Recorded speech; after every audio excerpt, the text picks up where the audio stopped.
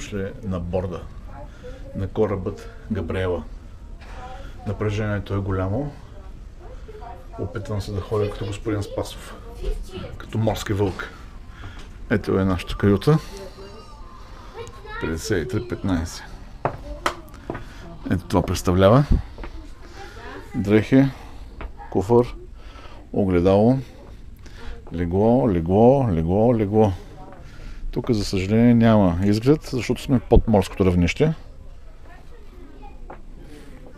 Ще ви презентирам и банята. Ето. Туалетна, душ, огледалци. Ку-ку! Това е в общи линии.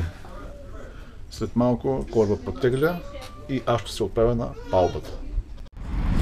Не знам какво ще бъде качеството на филма, не знам и колко батерия ми остава, но само съм отнен отгоре на кораба и искам да ви покажа какво се вижда от тук.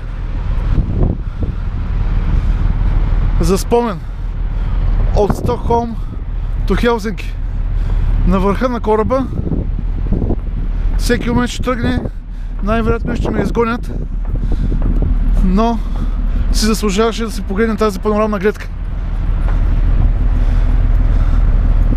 Много е красиво. Просто е много красиво. Ох, почва много дълно до базела. Много е хубаво. Много хубаво. Така ще изпратим 2013 година с пътешествия. Продължавам да снимам докато имам батерия.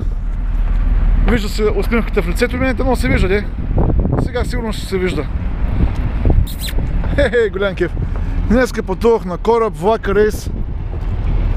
Качвах се по стъпала наляво надясно. Луда работа. Само мога да покажа къде е долу. Ще продължа с слизането си, докато падне батерията. И каквото